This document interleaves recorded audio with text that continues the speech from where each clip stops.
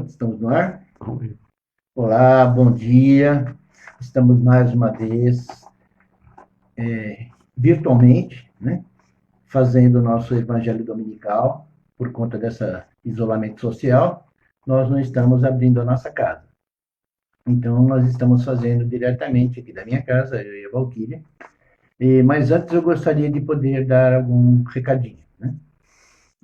O nosso plantão da Ação da Área Social manda agradecer porque nós conseguimos mais uma vez atingir nossos objetivos e entregar as cestas básicas para as famílias assistidas. Porém, nós, como todos os meses, né, nós estaremos fazendo um plantão no dia 13/8, das 15 às 19 horas, arrecadando mais alimentos para a composição da cesta do dia 15/8. Então, contamos com todos vocês. Antecipando também, já vou fazer a chamada para a live do dia 4/8, que será com o nosso querido Jim Hara, grande Jim. Adoro ouvir sua palestra musical. Tá? Que será às 20 horas, transmissão tanto no Facebook como no Instagram da Fraterna.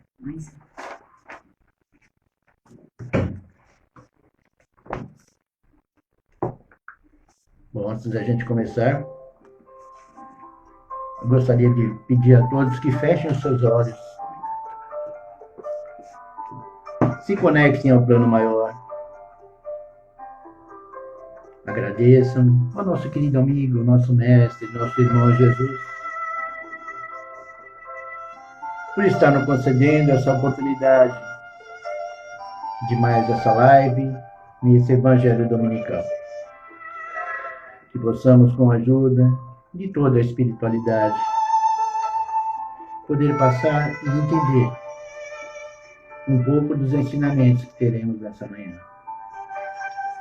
Oração deixada pelo Mestre. Pedimos então a permissão para iniciarmos os trabalhos dessa noite, dessa manhã. Pai nosso, santificado seja o vosso nome. Venha a nós o vosso reino. Seja feita sempre a sua vontade, Pai, aqui na terra e em todos os planos que criaste. Conceda-nos o pão de cada dia e o pão do Espírito também. Que ele não falte na nossa mesa e na mesa dos nossos irmãos. Que assim seja, graças a Deus. Bom dia a todos. Bom, gente, antes da Valquíria falar sobre o tema da manhã, que será sobre a prece, né? A eficácia da prece, eu gostaria de ler uma mensagem do José Carlos de Luca. Agora eu posso tirar um pouquinho a máscara, né? Fica melhor. Do livro A Cura e Libertação. Essa mensagem, que tem por nome Removendo as Pedras do Caminho,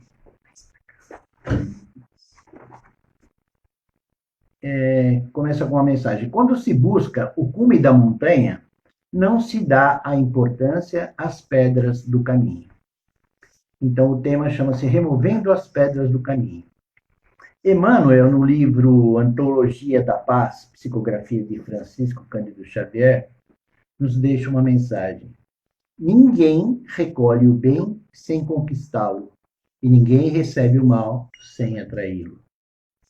Esse pensamento de Emmanuel é uma chave que abre as portas da solução de grande parte dos nossos problemas. Talvez nós estejamos orando a Deus, pedindo que este ou aquele problema seja resolvido. E Deus nos responde oferecendo esse pensamento capaz de equacionar nossas dificuldades. A ideia é muito simples, mas com um incrível poder de melhorar a nossa vida. O bem e o mal, que entraram na nossa vida, não são obras do acaso, nem uma questão de sorte ou azar. Nossa vida é regida pela seguinte lei espiritual. Tudo o que nos ocorre é decorrência de conquistas e atrações. Segundo Emmanuel, representando o pensamento das esferas espirituais superiores, o bem é algo que devemos conquistar, é fruto do nosso mérito. Deus é soberanamente justo e bom, e por isso trata seus filhos da mesma maneira, concedendo a todos indistintamente capacidades e oportunidades de crescimento. Não há seres privilegiados na criação divina, pois se houvesse, Deus não seria justo e nem bom. Portanto, não podemos falar em sorte ou azar, porque isso seria a negação da justiça de Deus. O bem é conquista do espírito, que soube aproveitar os talentos e as oportunidades que Deus lhe concedeu. Até mesmo os problemas que nos ocorrem são mecanismos divinos, propulsores do nosso progresso. Pois o homem, curiosamente, tende a produzir mais nos períodos de carência do que nos momentos de abundância. Ninguém espere recolher o bem em sua vida sem plantar as sementes do bem.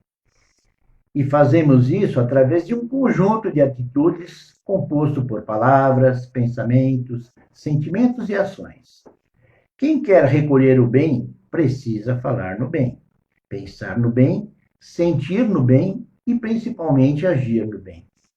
Carecemos de analisar quais sementes estamos plantando no nosso caminho, porque elas inevitavelmente irão crescer ao redor dos nossos passos.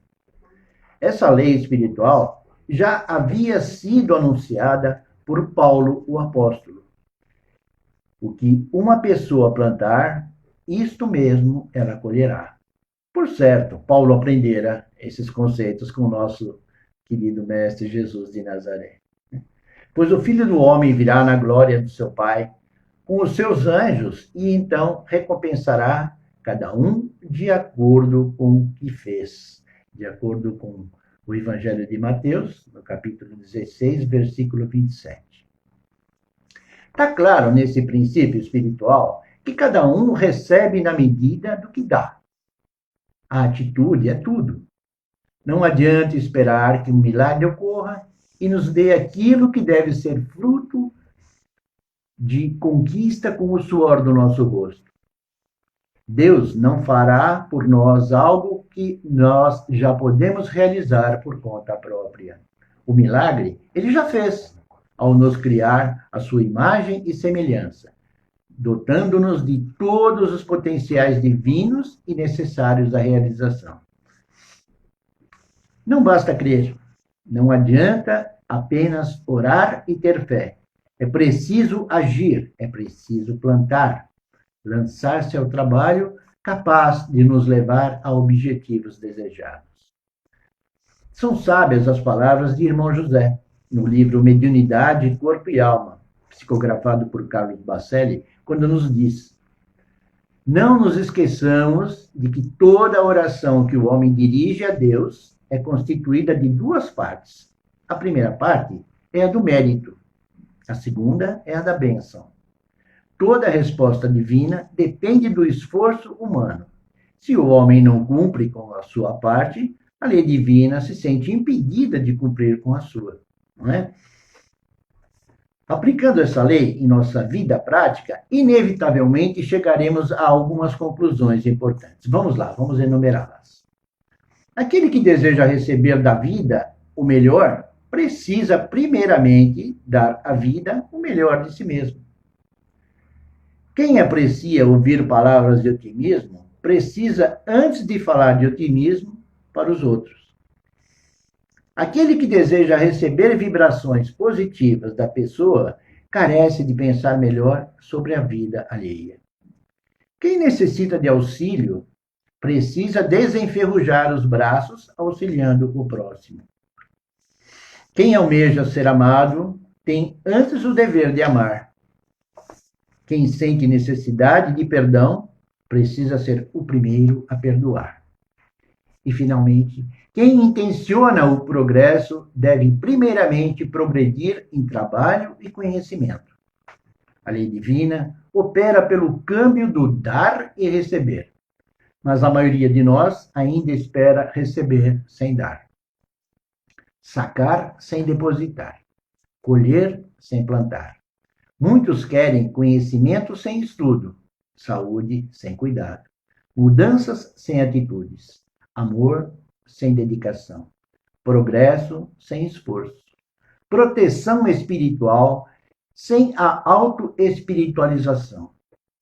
Não é uma contradição da nossa parte?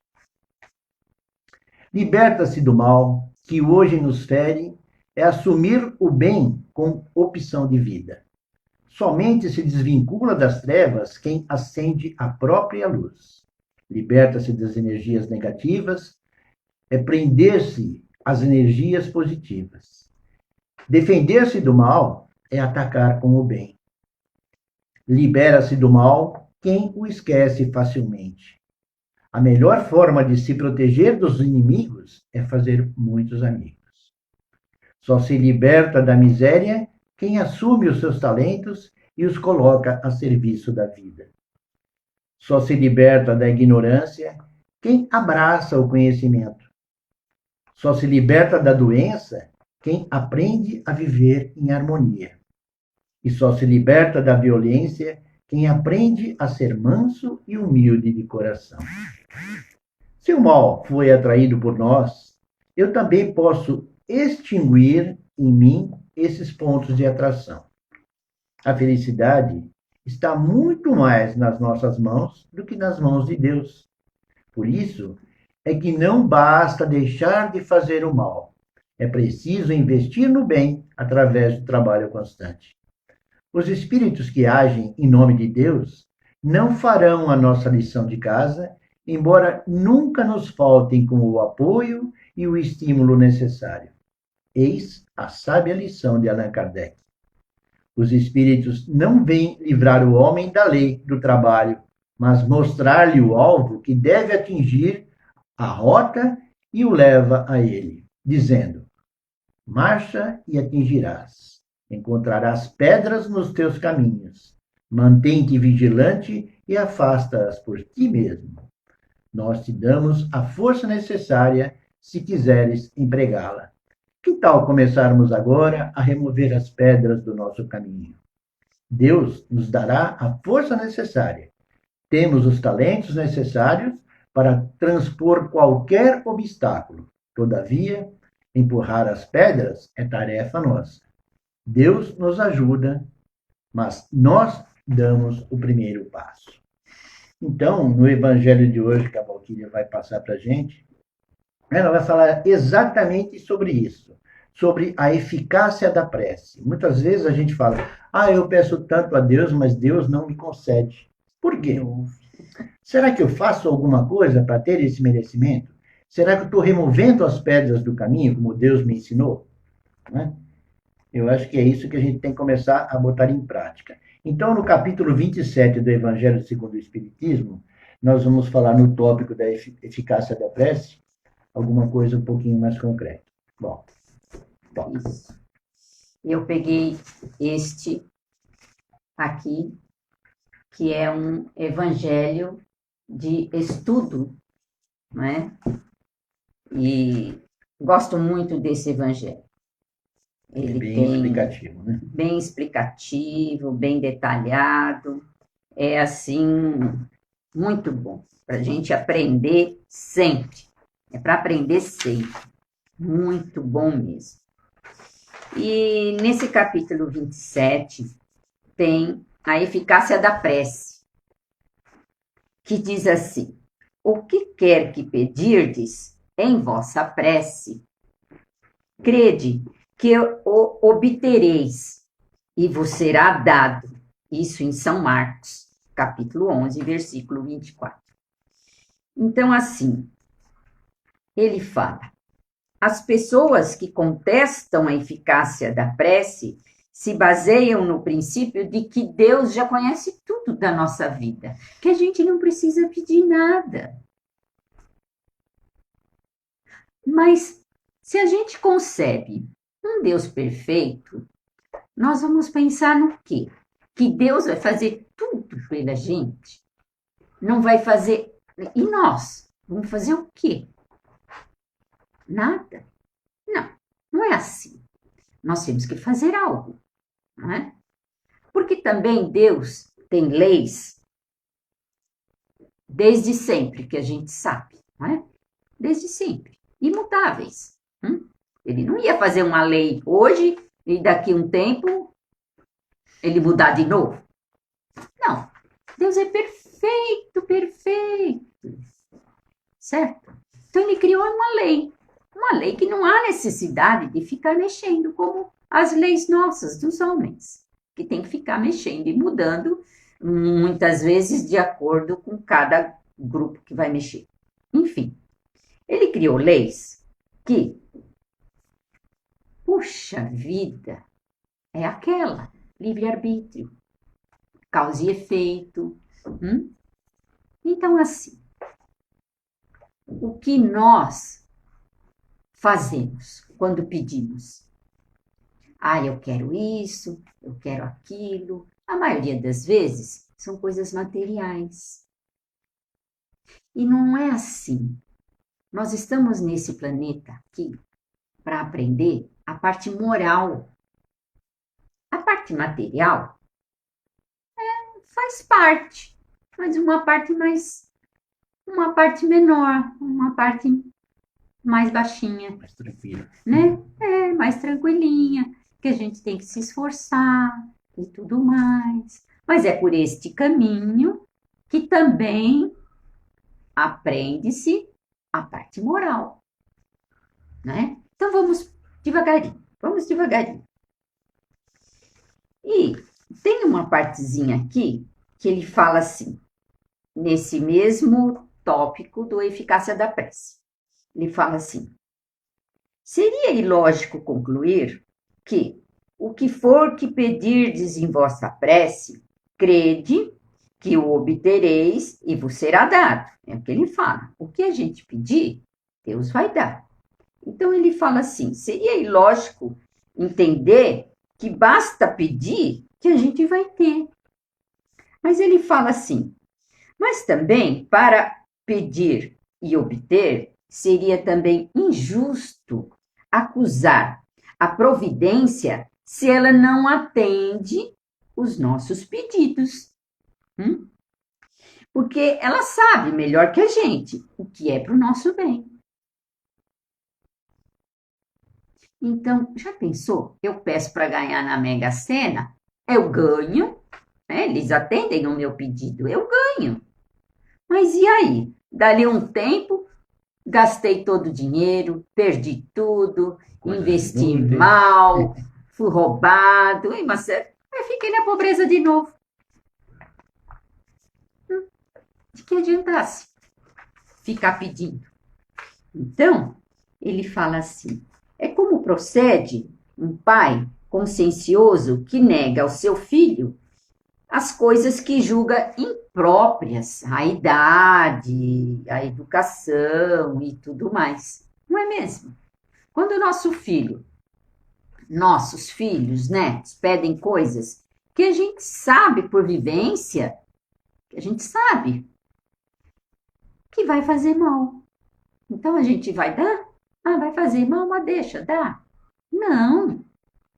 Nós temos que, puxa vida, explicar, ensinar. É por isso que a gente está aqui antes. Para explicar para aquele ser pequeno que está na nossa vida, que está junto conosco nessa vida, que expliquemos para ele que ainda não é o momento, que aquilo não vai dar certo, que aquilo vai fazer mal, vai prejudicar de alguma maneira.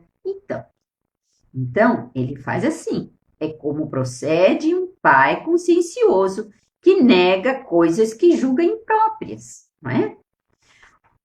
Porque a gente só vê o presente, o aqui e agora, o que vai nos trazer essa felicidade momentânea, de momento.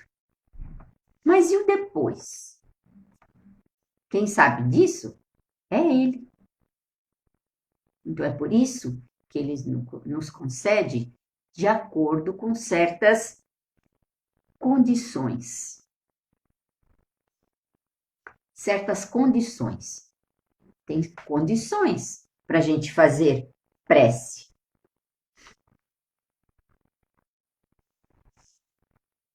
Vamos lá. O que Deus concede, se pedido com confiança, é o quê? Coragem, paciência e resignação. Então, se a gente tiver um pouquinho de coragem, que é o que a espiritualidade vai passar para nós. Paciência, coragem de enfrentar certos desafios da nossa vida.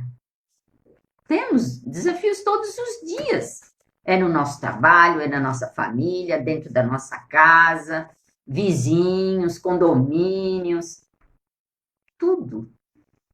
Todos os dias tem pequenos e grandes desafios, né? Ele fala, se pedido com confiança, porque quando eu estou pedindo, eu estou confiando em que eu vou receber. Eu estou acreditando. Coragem e a resignação. O que lhe será dado são os meios de se livrar por nós mesmos, pelas nossas atitudes. O que é? As dificuldades são as ideias sugeridas pelos espíritos, claro, pela espiritualidade. São eles que vão nos conceder as ideias, as intuições. E a gente vai achar que foi ideia nossa. Isso nós vamos. Com certeza, o nosso orgulho não vai permitir. Nós vamos achar o quê? Que essas ideias, essa intuição... Partiu de nós, né? Partiu da gente. E não foi não, menino. Não foi não, gente. Foi deles. Essa ajuda eles nos dão. Então, quando pedimos alguma coisa nas nossas preces, recebemos isso. Com a ajuda de ideias sugeridas pelos bons espíritos, deixando-lhe o mérito da ação. Tá vendo como eles sabem? Que nós vamos achar que o mérito é todo nosso? É isso aí. Então, ele assiste aos que se ajudam a si mesmos. Olha só. Segundo este ensinamento, ajuda-te e o céu te ajudará. Então, quem dá o primeiro passo somos nós. Não tem outro jeito, não. Esse mundo é de provas e expiações, ainda.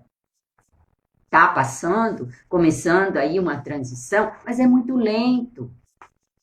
Mas se a gente não der os primeiros passos, não vai chegar à transição. Então, depende de nós. A transição só acontece se nós dermos os passos, se nós nos esforçarmos, porque somos espíritos em uma vida em que mais para frente estaremos aqui novamente nesse mundo feliz, melhor. Para ser melhor, o mundo, nós temos que ser primeiro. Colhendo o que plantamos. Sim, colhendo o que plantou, como o César está falando. E aonde a gente vai ver isso? Antes disso eu vou falar outra coisa.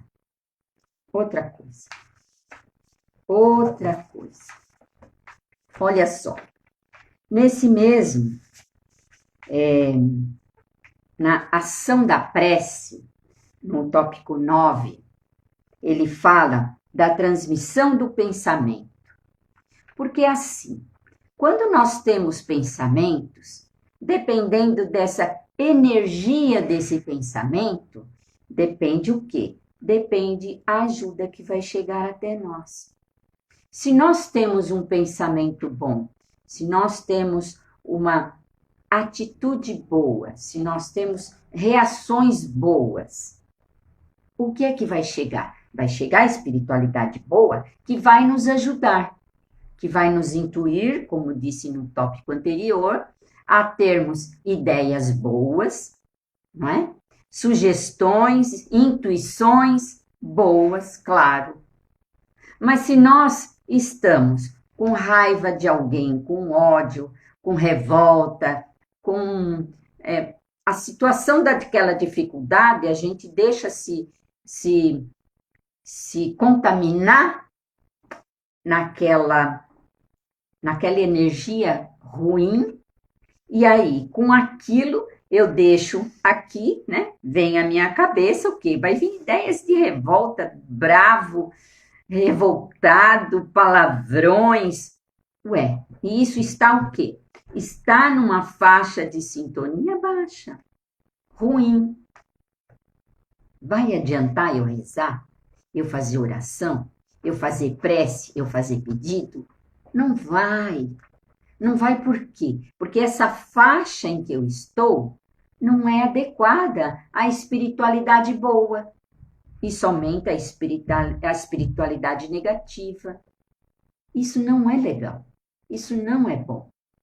Então, ele fala muito aqui que a energia da corrente está relacionada com a energia do pensamento e da vontade. Se a minha vontade é esganar o outro, como é que vai dar certo? Não vai. Não vai dar certo. Pode ter certeza que não vai. Então, é assim que a prece é ouvida pelos espíritos onde quer que se encontrem. É assim que os espíritos se comunicam entre si, que nos transmitem suas inspirações e que relações se estabelecem à distância entre encarnados e desencarnados. É muito bom isso. Ele explicar em que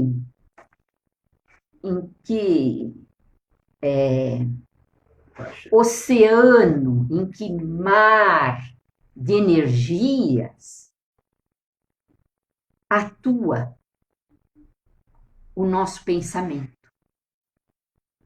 Porque isso é um mar. É um mar de energia. É uma coisa que se sente. Quem tem sensibilidade, quem é um médium um pouco mais de uma mediunidade um pouco mais aflorada, ele sente no ar.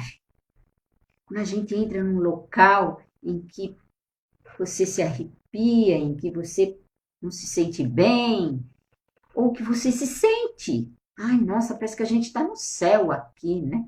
Então, é um mar de fluido de energia em que os pensamentos vão.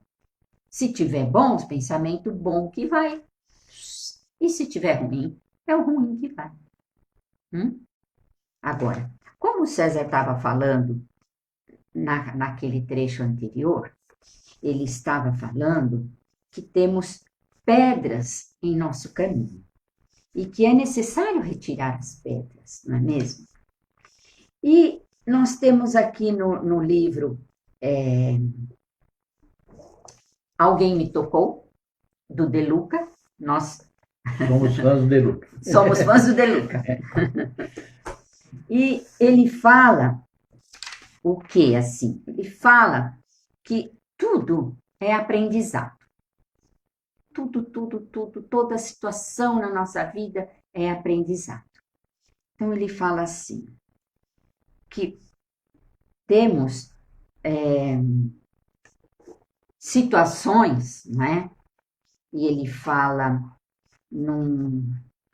na página 5, ele fala sobre a dor, que a dor é aprendizado.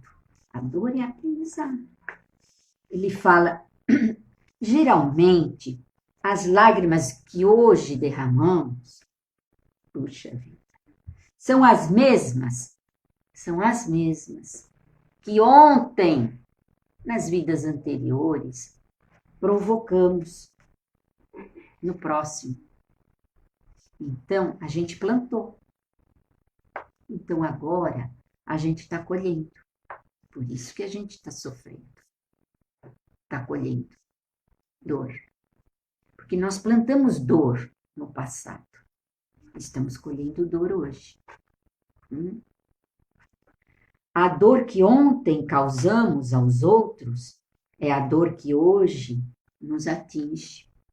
Como explica Emmanuel,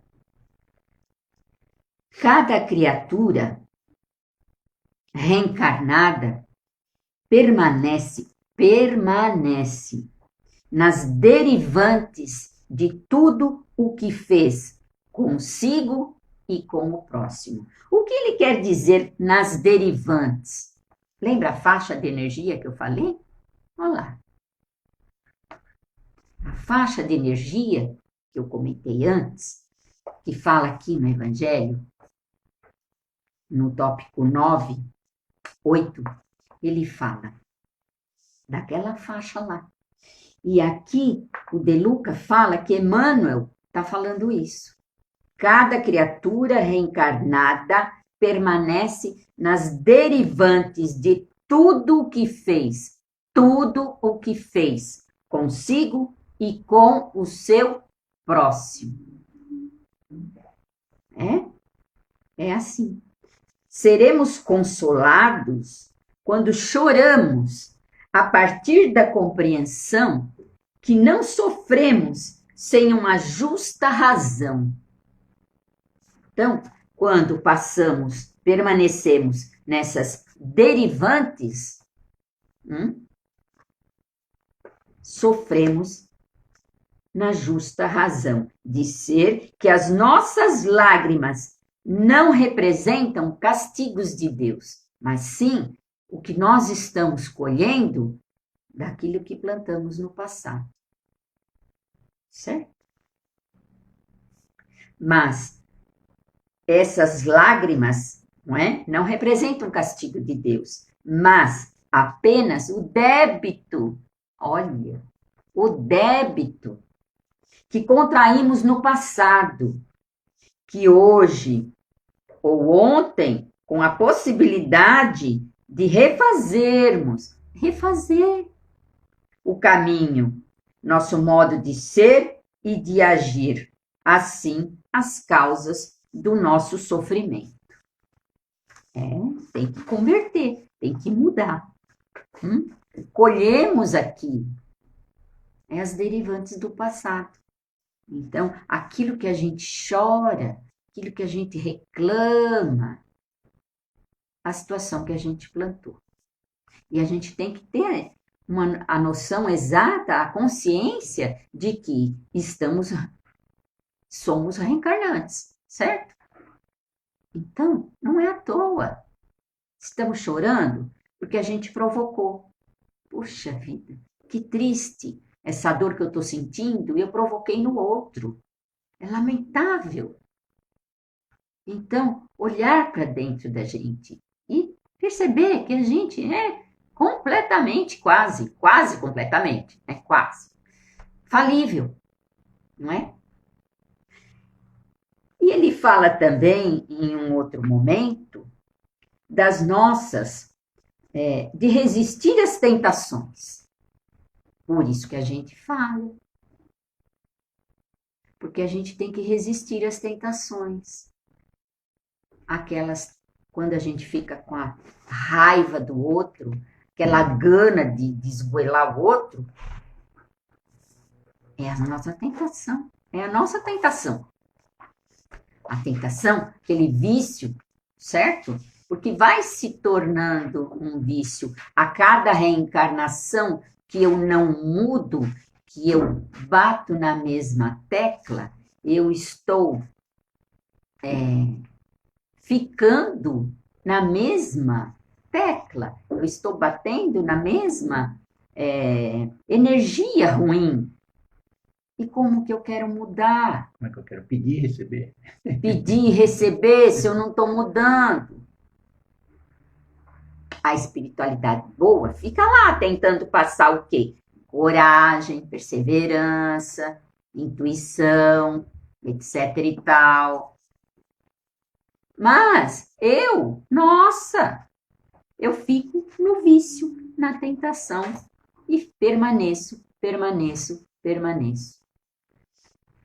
Isso não é bom. Então, como diz aquela música do Gilberto Gil, se eu quiser falar com Deus, tenho como, que ficar como. Tenho que, como é que ele fala? Tenho que apagar a luz, tenho que ficar a sós, tenho que soltar os sapatos, tirar os sapatos, algo assim. Então, ou seja, das coisas, me né? libertar, me Das libertar coisas que nos oprimem, né? das coisas que nos oprimem, que nos segura, que nos retém, que nos mantém. Assim a gente vai ter o merecimento, né? Exato, não é? Tem um trechinho aqui que ele fala que as qualidades da prece são claramente definidas por Jesus.